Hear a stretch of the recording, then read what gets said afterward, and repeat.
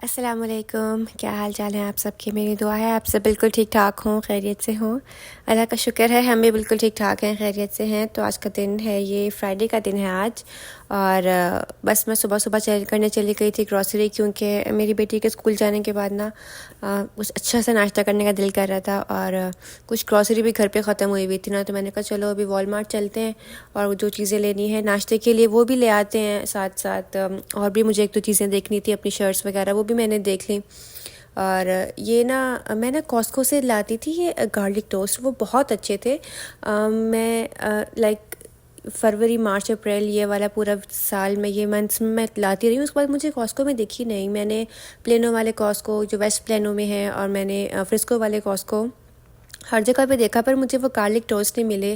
और अब मुझे ना उनका नाम भी नहीं याद किया। चलो बंदा ऑनलाइन ही कहीं से ऑर्डर करके मंगवा लेता है, पर अब मैंने ये चीज़ टोस्ट देखे थे, मैंने कहा चलो ये ट्राई करके देखते हैं। और फिर ये डोनट्स मुझे बहुत पसंद है और मुझसे ज़्यादा मेरी बेटी को पसंद है, तो मैंने कहा चलो ले लेते हैं, वो स्कूल से आके खुश हो जाएंगी।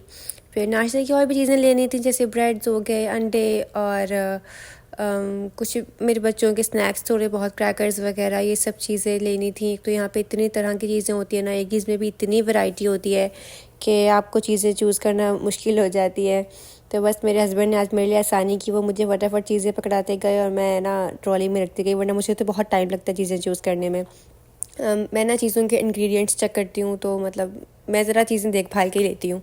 तो बस फिर ये मैंने अब अंडे भी ले लिए थे, क्योंकि अंडे भी नहीं थे घर पे, और मेरी बेटी की तबीयत ख़राब थी, और मेरी छोटी बेटी को बुखार हुआ था। अब यहाँ पे असल में मौसम चेंज हो रहा है, एलर्जीज आ रही हैं, अब गला ख़राब ज़ुकाम बच्चों का होगा। और जो मेरी बेटी स्कूल जाती है उसकी तो तबीयत काफ़ी ख़राब होती है, ये जो 2-3 जो वेदर ट्रांजिशन का टाइम होता है। लेकिन अब अल्हम्दुलिल्लाह अभी मौसम भी बेहतर है और उसकी भी तबीयत ठीक है कि अब तो फॉल ब्रेक आ गई, तो अब तो बच्चा 8-10 दिन घर पे ही होंगे। तो ये मैं अब देख रही थी वॉलमार्ट पे भी सर्दियों वाला स्टफ़ आ गया है। तो बहरहाल अभी मुझे इन चीज़ों की ज़रूरत तो नहीं थी, मैंने ये फटाफट से सारा सामान लेके मैं घर आई, क्योंकि मुझे आज सारा दिन मसरूफ़ जाता हुआ दिखाई दे रहा था। तो बस अब यहाँ से हम बिल करवा के चले जाएंगे घर। घर जाके मैं अपने फिर काम में लग जाऊंगी, जो घर के काम कभी ना ख़त्म होने वाले। सबसे पहले तो मैं ग्रॉसरी समेटूंगी। मुझे ना बड़ा मुश्किल लगता है ग्रॉसरी समेटना, यकीन करें बहुत ही मुश्किल काम लगता है मुझे चीज़ें समेटना। और बहरहाल मैं सारी चीज़ें निकाल के पहले रख लूँगी, उसके बाद फिर मैं बारी बारी करके सब कुछ समेटूंगी। मैं ये 2 तरह के ब्रेड्स ले आई थी मेरी बेटी को, ये जो पता नहीं ये इटालियन या फ्रेंच ब्रेड है कौन सी, ये वाली ब्रेड मेरी बेटी को पसंद आती है। इस पर मैंने चिकन लगा के और सॉसेस लगा के, चिकन और चीज़ लगा के उसको एक टोस्ट टाइप बना देती हूँ, तो वो बड़े शौक से खा लेती है। और तो बस मैं ये अब जो गार्लिक टोस्ट नहीं, ये चीज़ टोस्ट थे, 3 चीज़ टोस्ट थे या 5 चीज़ टोस्ट थे शायद, हाँ। तो मैं ये ले आई थी, मैंने कहा चलो ये भी ट्राई करके देखते हैं। साथ मैंने अंडे उबाल लिए थे। और अच्छा मुझे बताइएगा, ये जैम और जो मलाई वाला कॉम्बिनेशन है किस किस को पसंद है। मेरे तो it's a childhood memory for me. तो मुझे तो याद है जब हम बचपन में छोटे होते थे ना, तो जैम और मलाई ब्रेड पे लगा के खाया करते थे। तो अब यहाँ पे वैसे मलाई तो नहीं मिलती, लेकिन मैं ये क्रीम ले आती हूँ ना, तो उससे फिर भी चलो काम चल जाता है।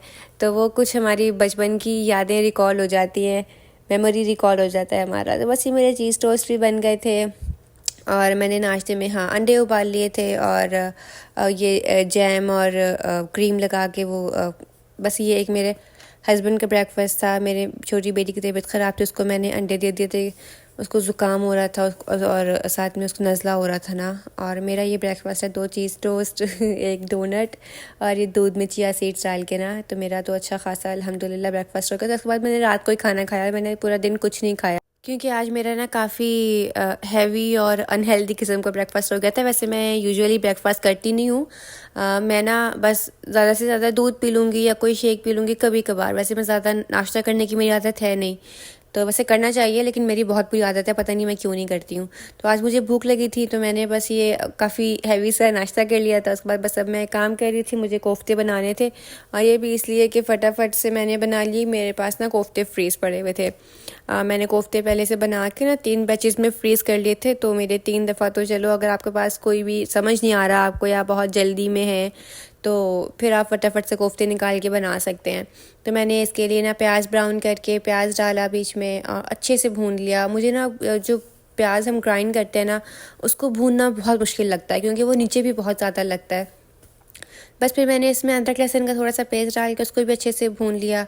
और जब प्याज हल्के से ब्राउन हो जाएगी, मतलब मैं इसमें ना थोड़ा थोड़ा सा पानी डालती रहती हूँ कि प्याज पकती भी रहे और ना जले भी ना।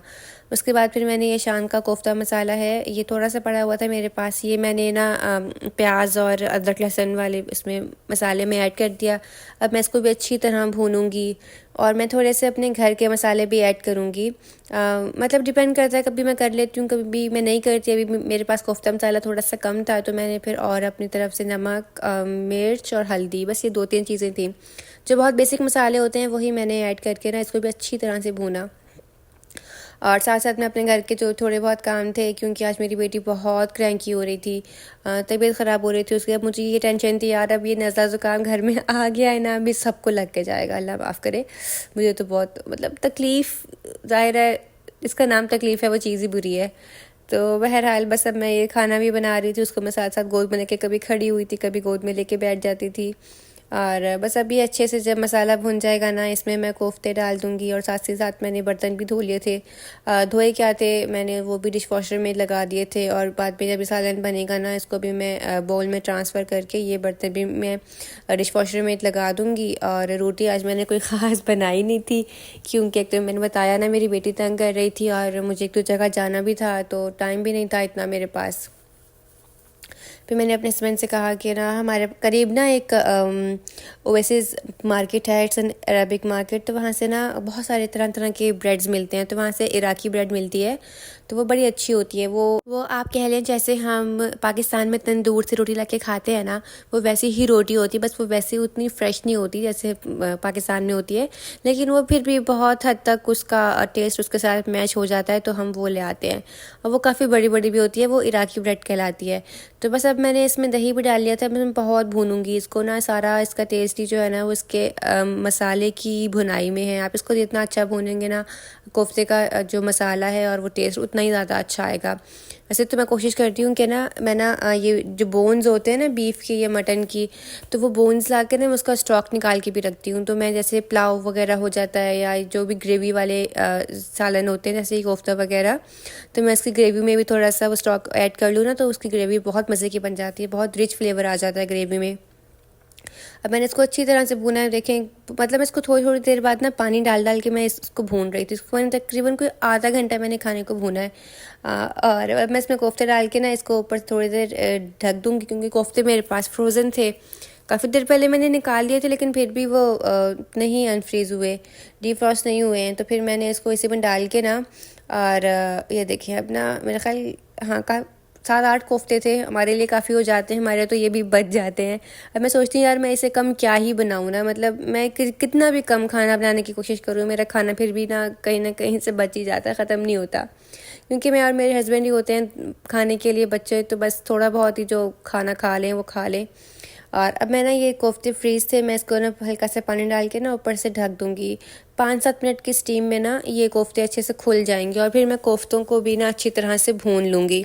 बस जितनी देर में ये कोफ्ते होते हैं, तो मैं उतनी देर उन लोगों सबका शुक्रिया अदा करना चाहती हूँ जिन्होंने मेरे चैनल को सब्सक्राइब किया, लाइक किया और कमेंट करते हैं, उन सबका बहुत बहुत शुक्रिया। मुझे लगता है कि शायद आप अपनी ज़िंदगी में किसी के लिए भी थोड़ा सा भी टाइम निकालें तो ये बहुत बड़ी बात होती है, चाहे वो टाइम सोशल मीडिया पे हो या आपकी पर्सनल लाइफ में हो। बहरहाल आपका वक्त बहुत कीमती है, और इसीलिए आप सबका एक बार फिर तहे दिल से शुक्रिया। और बस अब मैं ये कोफ्ता मेरा हो गया, मैंने इसको अच्छी तरह से भून लिया था, मैं इसमें पानी डाल के ना इसको मैं ढक दूँगी। और खाना मैंने खाया नहीं था दोपहर का, क्योंकि मैंने आपको बताया मैंने सुबह का नाश्ता काफ़ी हैवी कर लिया था। और अब मैं इसको ढक दूँगी तकरीबन आधा पौने घंटा ना, मीडियम लो पे फ्लेम पे ये पकता रहेगा। अब ये खाना मेरा तैयार हो गया था, खाना तो किसी ने भी नहीं खाया था, हम सब ने काफ़ी हैवी नाश्ता कर लिया था। और फिर मैं चली गई थी अपनी बेटी को स्कूल से लेने। वैसे तो मेरी फ्रेंड लेके आती हैं, लेकिन ना मैं आजकल ड्राइविंग की प्रैक्टिस कर रही हूँ, जो थोड़ी बहुत मुझे चलानी आ गई है, तो मैं उनको कहती हूँ कि आप मुझे साथ ले जाया करें, तो मेरी भी प्रैक्टिस हो जाएगी। क्योंकि अगर वो अलग से टाइम निकालें, क्योंकि वो भी जॉब करती हैं, फिर मेरे भी ज़ाहिर है बच्चे हैं, घर है, सब कुछ है, तो फिर अलग से ड्राइविंग के लिए 1 घंटा 1.5 घंटा निकालना ना डेली बहुत मुश्किल हो जाता है। तो ये तो आपकी रिस्पॉन्सिबिलिटी है ही कि आपने करना ही है, बच्चों को पिक एंड ड्रॉप तो आपने देना ही है। तो फिर मैं उनको कहती हूँ कि आप मुझे ना इस टाइम साथ ले जाया करें। तो फिर मेरे लिए ज़रा एक ये भी रिस्ट्रिक्शन होती है कि मुझे सब काम उस टाइम से पहले पहले करना होता है ना। तो बस अब मैं यहाँ पे अपनी टूटी फूटी ड्राइविंग के साथ बच्चों को लेने आई थी, लेकिन बेहतर हो गई है। लेकिन you know it takes time, perfection practice के साथ ही आती है। और जैसे मुझे याद है, मुझे ड्राइविंग का फ़ियर था। मैं रोड पे निकलने से मैं डरती थी, लेकिन अब अल्लाह का शुक्र है वो चीज़ नहीं है। अल्लाह ताला ने बहुत मदद की और चीज़ें बहुत बेहतर हो गई है। और इसके बाद मुझे जाना था, मेरी दोस्त की जो बेटी हैं वो एक मतलब वो चार्टर स्कूल में पढ़ती हैं, तो उनका स्कूल काफ़ी दूर है, 10-15 मिनट की ड्राइव पे। तो मैं बच्चों को ड्रॉप करके ना घर पे फिर मैं उनके साथ वहाँ जाती हूँ। तो इससे मेरा तकरीबन 1-1.25 घंटा मेरी ड्राइविंग की प्रैक्टिस हो जाती है। तो बस अब शाम को बच्चों को मैं पार्क लेके गई थी। यकीन करिए मैं इतना थक गई थी, लेकिन फिर भी बस बच्चे कहाँ बैठते हैं, हम जितना मर्ज़ी थक जाएं, ये बच्चे नहीं थकते। इनको मैं पार्क में ले आई थी। यहाँ पे ये स्कूटी, साइकिल, चौक से खेलते हैं और स्लाइड्स होती हैं इनके पास। इनके फ्रेंड्स भी आ जाते हैं, मेरी फ्रेंड भी आ जाती हैं, तो हम सब बैठ के अच्छा सा टाइम स्पेंड हो जाता है। यहाँ पे हम लोग यहाँ बेंच पे बैठ जाते हैं, बच्चे खेलते रहते हैं स्कूटीज़ पे। ये चौक से आप देख रहे हैं ना, बच्चों ने पूरे टेनिस कोर्ट का क्या हाल किया हुआ है। बस एक बारिश होनी है और सब कुछ साफ़ हो जाना है। तो बस आज के व्लॉग का अख्ताम मैं यहीं पे करती हूँ, और मुझे उम्मीद है आपको भी ये व्लॉग पसंद आया होगा। इसको लाइक, सब्सक्राइब और शेयर लाजमी कीजिएगा। मेरे इंस्टाग्राम को भी लाजमी फॉलो कीजिएगा, उसका लिंक आपको नीचे डिस्क्रिप्शन बॉक्स में मिल जाएगा। तब तक के लिए जी बहुत शुक्रिया। अल्लाह हाफिज़।